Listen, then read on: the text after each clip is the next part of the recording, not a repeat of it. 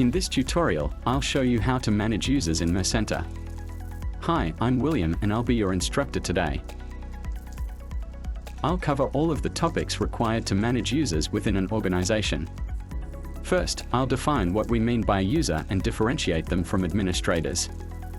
I won't cover security in a lot of detail in this tutorial, but I'll have to give you a bird's-eye view on how users are authenticated so you can understand the differences between a user, an identity and an identity provider, and how Mercenta links identities to users.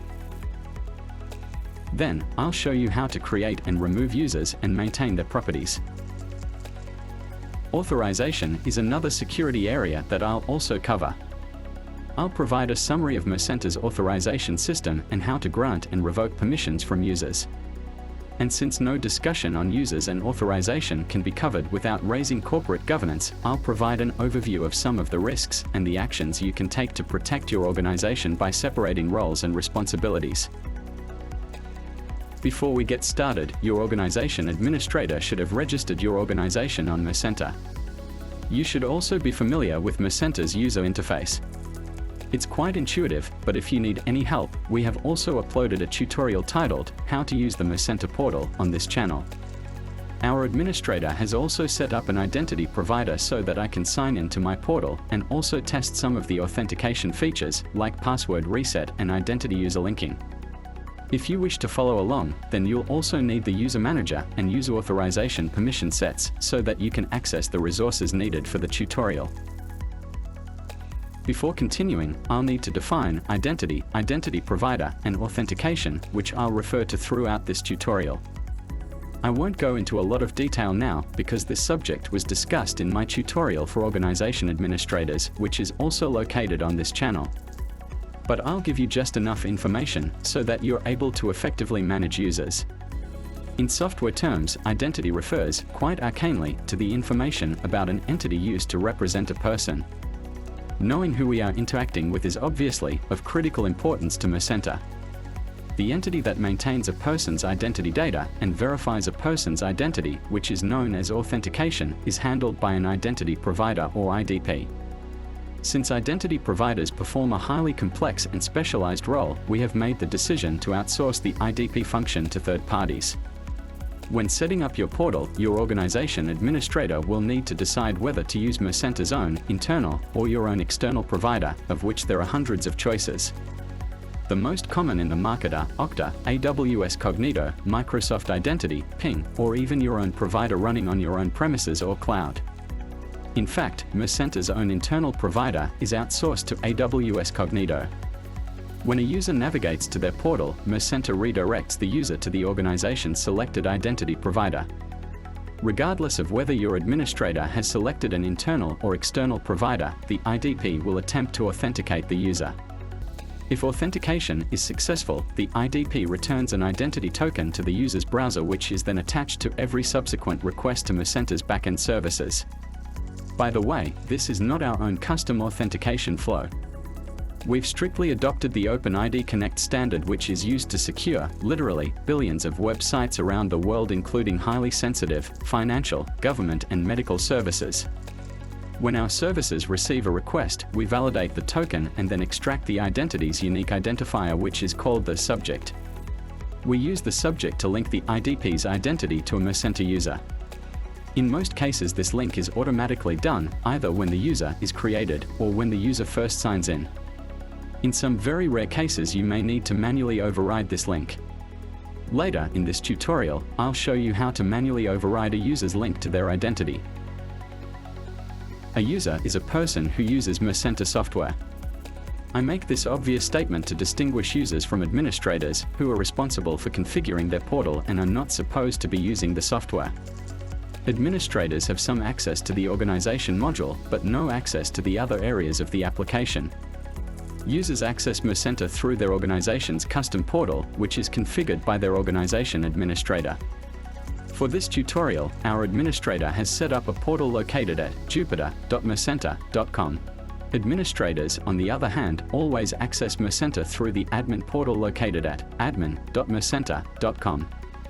Users are defined at the organization level in Mercenta, but may be employed by the companies when they fill a position in a department in a company. We cover this in our tutorial on company management. If your administrator has set up an identity provider for your organization, then a user is also linked to an identity on your identity provider. In this way, when a user signs in, we know which user we are interacting with. Let's head over to the portal where I'll show you how to create a user. I've navigated to the portal which has been set up by our organization administrator, located at jupiter.mercenta.com, signed in, and landed on the home page. You'll notice that we are currently running 0.7 of the software and that this is a preview or beta release. We'll try to keep these tutorials up to date, especially if there are any significant changes, but there may be some cosmetic changes in subsequent versions which may be out of date in your version. Users are part of the organization module. Let's load our organization by clicking Organization from the main menu. And then click Users under the Modules section. You'll notice that my account is there, marked by a badge. I'll create a new user now by clicking the plus icon in the user section. When the form loads, I'll input the full name of the user and the user's email address. The email address can't be changed. I'll talk about email addresses in a second, since they deserve special attention, but let's click the Save button now to create the user. It will take a couple of seconds to complete because Mercenta will also need to provision an identity on Mercenta's internal identity provider. Now that we've created our first user, let's talk in some detail about how email addresses are used and how they interact with your selected identity provider. If you're using Mercenta's own internal identity provider, then the email address you input must be valid, since we will send a welcome message with a temporary password to the address when the user is created. The email address also doubles as the username when you sign in. If your organization administrator has chosen to use an external identity provider, then you will need to ensure that an identity with the same, unique, email address also exists on your identity provider. This is because we use email addresses to automatically link the user with the identity. If you can't ensure that the email address is the same, then you will need to manually input the identity subject, which I'll discuss later in this tutorial. In future releases, we aim to automatically sync with external providers. Another issue that will also require you to manually link is if the email address is not unique, or in other words, the address is used by more than one identity. Mercenta will detect this problem and won't allow the offending user to sign in. Let's head back to the portal where I'll show you how to edit your newly created user's properties and also perform some common activities around identity and authentication. Since we're already at the Users menu, I'll click Ava from the list of users. And then the Properties menu item to view the user's properties. Once the form loads, I'll update Ava's display name to Ava and click the Save button to save our changes. The display name or nickname is used primarily as a form of address in correspondence. Now that Ava's display name has been updated, I'll show you how to reset her password and unlink her account from the identity provider. Resetting her password is only possible if you're using Mercenta's own internal identity provider. Click the Reset Password link. And then confirm your decision. The user's password is now reset, and they will have to choose a new password when they next sign into their portal. You'll recall that we currently don't support syncing to external identity providers. In this case, the reset link will be disabled, and you'll have to do this yourself from your identity provider's portal. Next, I'll show you how to unlink Ava's user account from the identity that has been assigned to her by Mercenta's own internal identity provider. In the same Authentication section, click the Unlink Identity menu item and confirm your changes. You'll notice that the name of the menu has changed to Link Identity. This is because there is currently no link between the identity and the user. If the user signs in now, then Mercenta will try to find the user using the identity's email address, but you can also do this manually by clicking the Link Identity menu item. And then inputting the subject which I've obtained from the identity provider's portal. As I've previously mentioned, the subject is the unique identifier of the identity issued by the IDP. Then I'll click the Save button. When the user next signs in, their identity will be correctly linked to AVA. You'll also notice that the menu item has changed back to Unlink Identity since we've just linked the user. Finally, I'll show you how to set a user's password. Again, setting the password is only possible if using Mercenta's own internal identity provider. Also, setting the password directly is only allowed for your own account to reduce the risk of account hijacking. We discuss this and other steps in the section on corporate governance later in this tutorial. I'll navigate to my own account by clicking my name from the list of users. And then click the Set Password link under the Authentication section. And then input a new password. And then repeat again. Another issue with this beta release is that we are not able to validate with the IDP that the password is valid. You will need to make sure that your password complies with the IDP's password rules, otherwise you'll get an error here. Then click the Save button to change the password. Next time I log in, I'll need to use this new password. To remove a user, you can either click the Remove button on the Properties form, or the Remove User link on the User menu. In this case, I'll click the menu item, and then confirm my changes.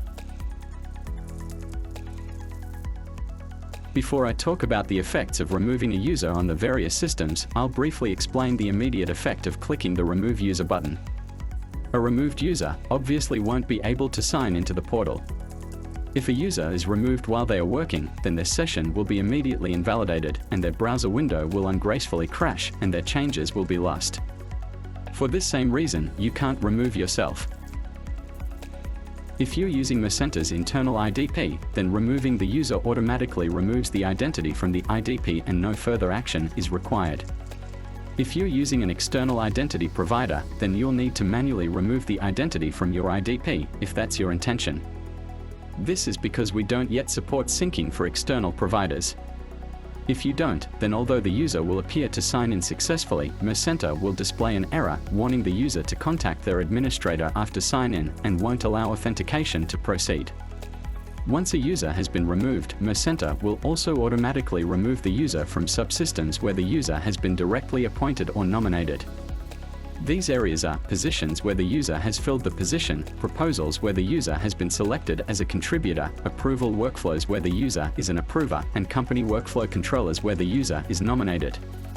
Of course, any running approval workflows or instances where the user is indirectly nominated by having filled a position in a department will be unaffected. Authorization is a security mechanism used to determine access to Mercenta's resources. A resource is authorized for a user when all of a resource's permission and scope requirements are satisfied. In Mercenta, there are two types of resources: queries and commands. Queries provide the user with the ability to view the named resource, whereas commands allow the user to change the named resource.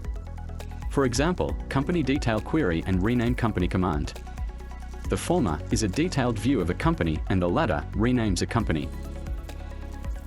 A scope requirement is a requirement that requires that the user has a certain relationship with a resource.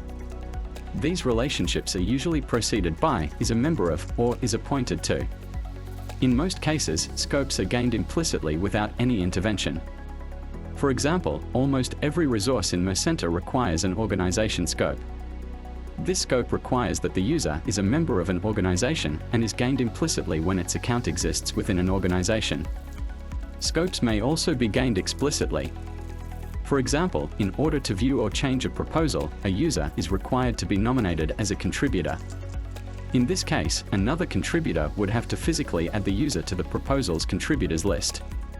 A permission, on the other hand, is a distinct grant of authority to access a resource. We might also refer to this as a privilege. Following from the examples earlier, there would be distinct permissions associated with company detail query and the rename company command. Granting these permissions to a user, assuming of course that they meet all the other scope requirements, would grant them authority to view the company's details and rename the company. Permissions are defined by the developers of Mercenta and are finely grained. This means there are literally thousands of permissions. For this reason, we generally group permissions together into permission sets. Another reason for grouping permissions together into permission sets is that many permissions need to go together. For example, if you grant a user permission to delete a company, then they will also need permission to view the company list. In other words, without one, the other is impossible. In this case, we'd define a permission set which combines these two permissions. When an organization is registered, we copy across a set of predefined permission sets. If you're so authorized, you're free to modify or remove these predefined permission sets, or even create your own. In this tutorial, I won't cover permission set maintenance, but I will show you how to grant and revoke permissions and permission sets. Let's head over to the portal where I'll show you how to authorize users. One of the governance risk mitigations that Mercenta implements is that we prevent users granting permissions to themselves. So to demonstrate authorization, I've reinstated Ava's account so I can authorize her to perform her role in Mercenta. Let's review the list of permissions that have been already granted to Ava by clicking the Permissions menu item in the Authorization section. Once the form loads, you'll notice that no permissions have been directly granted yet. Let's do that now. Click the plus icon to the right of the search box. Then we'll add Company List Query, Company Detail Query, and the Rename Company command permissions. These permissions will authorize Ava to view the list of companies, view a company's details, and rename a company. Then click the Add button to grant these permissions to the user. Revoking permissions is as simple as selecting the permissions. And then click the cross icon to revoke the selected permissions from the user. As I mentioned earlier, we don't recommend directly granting or revoking permissions. Instead, we recommend that you grant and revoke permissions through permission sets, which I'll cover next. Click on the permission set link in the same authorization section. You'll notice that a few minimal permission sets have been automatically granted to the user when their account was created. This allows the user to view their own properties and their organization. It's not recommended, but you're free to remove these if you want to further restrict a user's access. Ava is the human resource manager, so we'll grant a few permission sets to the user so that she can perform her role. Click the plus icon to the right of the search box and select permission sets allowing the user to manage the company's jobs, departments, and positions.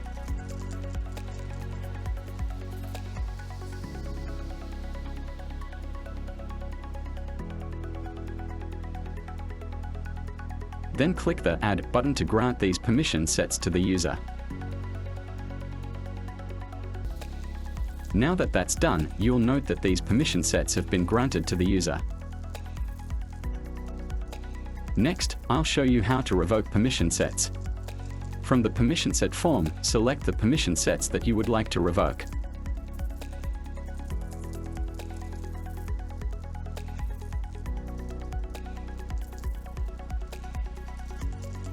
And then click the cross icon to revoke the selected permission sets from the user.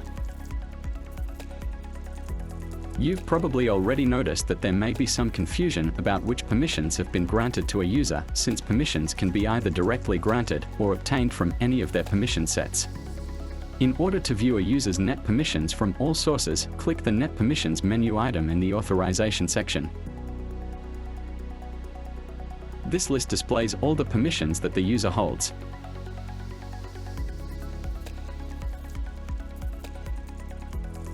For the final topic in this tutorial, I'll provide an overview of some of the corporate governance issues that might arise when managing users and any mitigating actions you can take to protect your organization. My comments here are by no means exhaustive, but serve as a starting point for your own risk analysis. Firstly, Mercenta includes some built-in corporate governance protections such as preventing users setting passwords for other users and preventing a user from granting permissions to themselves. Of course, this does not prevent a bad actor creating a new user account which they can access and then granting permissions to that user. For this reason, we recommend that you separate users who can create other users from users that can grant permissions. I also recommend that the user management function is separated from the agreement authoring and approving functions such as purchasing, finance, and legal. In most organizations, this role is usually handled by the human resource function. Although the organization administrator is initially granted authority to create users and grant permissions so that they can bootstrap the organization, I recommend that they immediately revoke their authority once the initial users have been created. If you use an external identity provider, then we recommend that only the organization administrator should be able to access your identity provider. I also recommend that you strictly limit access to the manual user identity linking resource which we discussed earlier. There could be instances where a bad actor could hijack user accounts by modifying the identity linking records so that an identity is linked to the wrong user. This ends our tutorial. I'd like to thank you for your attention, and I hope that you'll be confident at managing users in Mercenta. Don't hesitate to reach out to us at support@mercenta.com if anything is still unclear or you need any help. Goodbye.